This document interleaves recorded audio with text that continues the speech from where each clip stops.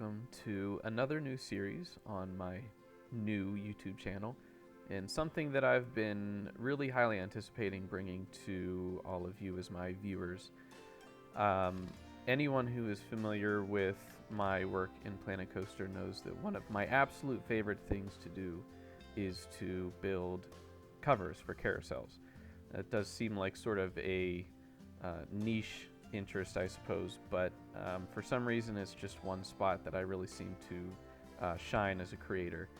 And personally, the Carousel has always been a special ride at an amusement park. It's sort of the heart and soul, I think, of an amusement park, particularly parks that have very traditional older carousels with proper band organs and just, you know, the craftsmanship, the music, the sounds, the sights. It's always a great ride to end the night with, to relax on in the middle of the day when it's warm. Always a good experience. This particular cover that I am working on is special to me for a couple reasons. First, because it is the first carousel cover that I am sharing with you on YouTube. Second, because it is the 10th carousel cover that I have worked on. And third, and finally, because it is the first double carousel that I am working on. And so that presents its own challenges. We are in Xinnong Happy Dream Park, which is a park by SilentMember. Those of you who are on Bro Nation, I'm sure, are very well familiar with SilentMember. He's an awesome creator, an awesome guy, and so I'm very happy to work on this for him. Just to give you some context here as to what I'm going for, this is Xinnong Happy Dream Park, and it is quite extravagant. This is meant to be a park in China, and so that kind of explains why it is so extravagant and just a little bit over the top. He's got this humongous handmade Ferris wheel that I believe is over 6,000 pieces, although I think we're going to surpass that with our cover pretty quickly.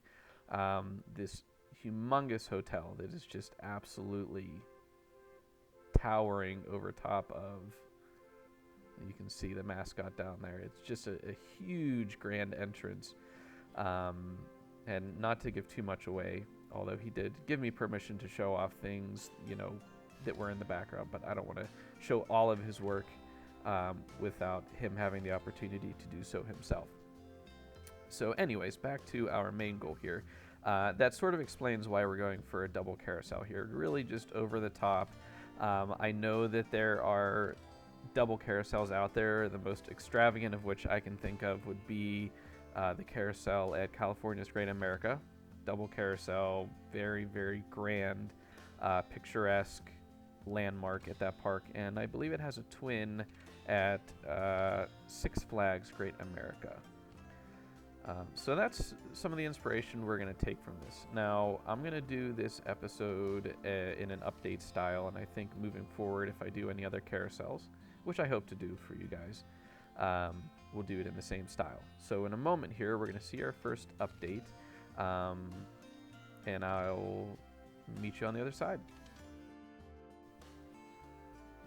All right, so here we are with our first update, and you can see pretty quickly what I've started to work on. Now, I don't necessarily have a specific work order that I do when I work on these carousel covers, but in this particular case, I knew that my biggest challenge, at least initially, was going to be to cover up this humongous ride pad base that Planet Coaster Frontier puts on all of their rides. So I knew I needed to cover that up somehow, and I figured that that may be the largest part, or the largest flat section of the cover, the facade. So I started off with that, and you also, looking at this, get an idea of how I usually work on these. For anyone who has done a round building, you know that it's usually easier to create a chunk, spin it around, a central axis so that everything is symmetrical, lines up nicely, is exactly the same all the way around. So, to talk briefly about this piece that I had built here, because it was such a large chunk of the facade, I really wanted a nice bold piece in the center. Rather than going for a lot of really small details, I wanted something a little bit larger and more eye-catching. And so I came up with this circle here, and you'll notice as I move the camera around that it's got an interesting effect with the light, and it is because this is actually a bunch of those gems. They're not TMTK, they are with the game, and I've basically just created a checkerboard out of them with an art shape behind it as a background. But it does have a neat little jeweled effect whenever you move the camera around, whenever the light hits it at different angles. I created a sort of a horseshoe around the bottom of this here, and put a couple of those jewels around the outside of that as well. And then I did a little bit of kind of craftsman detail here on each side, as again, nice big details rather than small little tiny details, because it's going to show up a lot nicer when you look at the whole thing. Rather than having a lot of really tiny little things here, you've got some larger, bolder details that really are going to stand out, I think, and look nice. I also started to get an idea of how large the columns were going to be, and particularly how wide they're going to be, so that I knew how far over to go.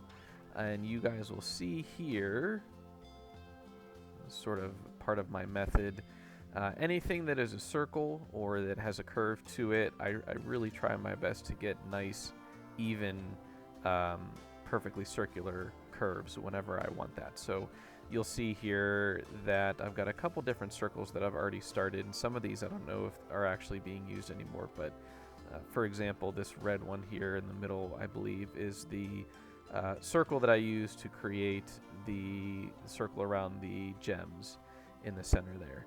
And so what I will do, once I have something that I think I like, I'll go into the building and I will select, let's get into the actual building here. So I'll select everything that I want to rotate. I'm going to get rid of, I'm not going to select that. That's kind of my template that I use to help me line things up where I want them to go. And you'll see that I do have a post that is selected down here that's on the grid. That serves as the very center of the circle. And I'm going to duplicate, and I'm going to flip it 180 degrees, make sure that that post is lined up again. And so then I'm going to select everything and make sure that I don't have any gridded pieces selected, because then I won't be able to spin it around. And then I'm going to duplicate. I'm going to turn my snap on to 30 degrees here. And then that's going to give me a nice rotated building. So every once in a while I will do this, just to check to make sure that it looks good as a whole and not just one section of it. And you guys start to see the gems didn't copy around because they are actually part of a separate building right now for ease of building. But you get the idea of what I do here. So that's part one. Now that we've got that tackled, the next thing that we're going to take a look at here, I think, is the top part of the facade. We want to create something that complements this without overshadowing it too much. We also need to keep in mind that this is going to stick out a lot, and if I create something this large on top, we're going to start to get a power struggle between those two sections as far as where your eye wants to go. So I want to keep that in mind as we move to the next part, and I will see you in just a moment. As promised, the next update on our carousel includes the top portion of our facade here. And as I had mentioned, I needed to work on striking a balance between this top part and the rather large middle part of the facade that I had to make large enough to cover up that ride pad. You can see here that that is nicely hidden, and we have the beginning of a nice cap on top here for our carousel. I wanted to carry over some of the details and make it just a little bit less extravagant than this, so that while it is visually interesting, the larger details are down here, and I think it sort of gives a nice balance. I'm not an architect expert or anything, so I don't know any of the proper terms, but to me, it seems to work well, and we carry a lot of the theme, a lot of the style from here up to the top. It's a little bit tricky to get some of these details. These are all TMTK beams from Hydro. His stuff is always super useful in builds like this. And just an odd note, but I figured I would share with you guys. I actually made these a little bit longer. I used longer pieces than what really I should have normally, but Frontier had at some point changed their settings so that things are drawn according to how large they are. So the farther you get away, if an item is small, it disappears, and the larger items stay. So I'm trying to not use too many super tiny pieces because they do disappear fairly quickly. So I'm trying in spots where I can to use larger items that are hidden so that they don't disappear as soon as you walk away from the carousel. But just to talk a little bit more about what I had done here, you'll see that our circles have grown. I had to do a nice, very gentle curve on the bottom of this, so you can see that I've moved out to a larger circle to do that. I've carried over the gemstones, a smaller circle up here than I had down here, and a couple of gemstones to go around that, just like I did at the bottom. A little bit less bold than this, I think, because of the way that this center piece pops out on the bottom. We don't have that at the top here. But you will see eventually, once we get to the final product, that I do actually add some finer details along the top here, just to sort of accentuate that and give it a really nice, interesting, polished look along the top. As you can see, we have pillars now. We also have some added details along the top, so I want to talk about all of those things.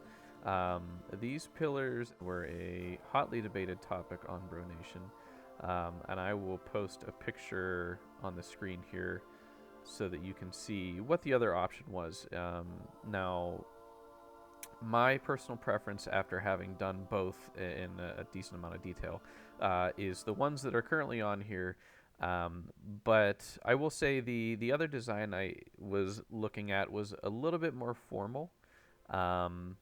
This one is just a little bit more fanciful, a little bit more playful, and whimsical. But this was ultimately what the customer wanted, and the customer is always right. And I'm glad that I ended up going with these because I think that they really give the carousel an interesting shape. They were tough, though, because these pillars are quite tall, and I needed something that had enough shape without sticking out too far. So I played around with these a little bit until I got something that I was happy with. And you can see I added a little bit of detail here along the side of the pillars just to break up all of that blank space and add a little bit of something different, a little bit of visual interest that wasn't there in other parts. I want to come up to the top here and take a look at this. This is a mix of icing pieces and some of the pieces that I believe came with the vintage pack. And I think they do a nice job of capping this off and not taking away from the larger details, but just giving a little bit of extra visual interest at the top. I think with just the curve on top, it looked a little bit plain, and I needed something to give it a little bit of finality as your eye follows this large structure straight up. So I'm really happy with where it's at this point. And you may notice here that there are some lights and things that are on here. We'll take a look at those with the final product. But I'm very happy with where we're at right now. The last thing that we need to tackle here is the roof. Well, here we are at the final product. Our carousel cover is completely finished. You can see that we have added our roof, which I'm really happy with how that turned out. A little bit of a struggle to get that in just the right shape that I wanted. Initially, the curvature wasn't quite right, and so it was too steep at the top and too shallow at the bottom, which meant that when you were approaching it, especially from peep level, the bottom kind of vanished, and then the top looked a little bit unusual, like it was just spiking out of the center there. And that's really all you saw. So it took me a little while, a couple tries to get it to the right curvature, but I'm pretty happy with where it landed. Did a little bit of spire on top here with some of the round arch shapes, and then using those arch shapes again, some smaller ones to create these like collars, I guess you could call them, around the outside. Didn't want to do anything too ornate or overpowering because I didn't want it to dominate the structure at the top there. I wanted to make sure that that wasn't drawing your eyes too much away from all the other detail that was already down here. I also cleaned up the inside, as I always do. I want to make sure that the part of the structure that you can see from the inside while you're riding the carousel or walking around the outside doesn't look unfinished. So I polished that up a little bit, added some detail here in the corners. Usually I do a little bit more detail work on the inside, but because this build was already over 19,000 pieces, I figured maybe just keep it clean and leave it at that. So cleaned up the back sides of some of these details that are on the front. Added the same detail here on the bottom as I did on the top. And also added railings around the outside of each level. I wasn't quite sure what color to go with for those. I ended up with gold. I know it's a little bit in your face, but black kind of faded into the background just a little bit too much. And gold, I think, sticks out nicely and just kind of adds to the charm of the whole build. So there we have it. I am going to pass this back to SilentMember for him to do with whatever he likes. I wish him the best of luck in figuring out this whole staircase issue because I failed miserably at it. What I built here is functional, but doesn't look great. And I know that he is much better at fiddling with paths than I am, so I'm sure he can come up with something a little bit more elegant than what I've got. I also know that he's interested in potentially playing with the colors a little bit, which I'm fine with. Speaking of colors, I think we should check this out at night here. So yeah, if he would like to change the colors, he's more than welcome. I know that he's got a very specific vision for not only what's going to go around this carousel, but the park overall. So I'm really interested to see his take on it and what colors he comes up with. But I'm also really pleased here with the lighting package that I've got going. So we've got a classical look around the bottom of each of these levels here, with lights that accentuate the shapes there, and that's a pretty classic touch. But then I've also got a little bit of a modern approach here on the columns, with uplighting and downlighting using that accent color that you can see throughout the carousel. And I also use the accent color up here in these little pinwheels that are on the top of each of the columns. So I really like how that came out. And then we have the accent lights at the top that shine up on the roof itself,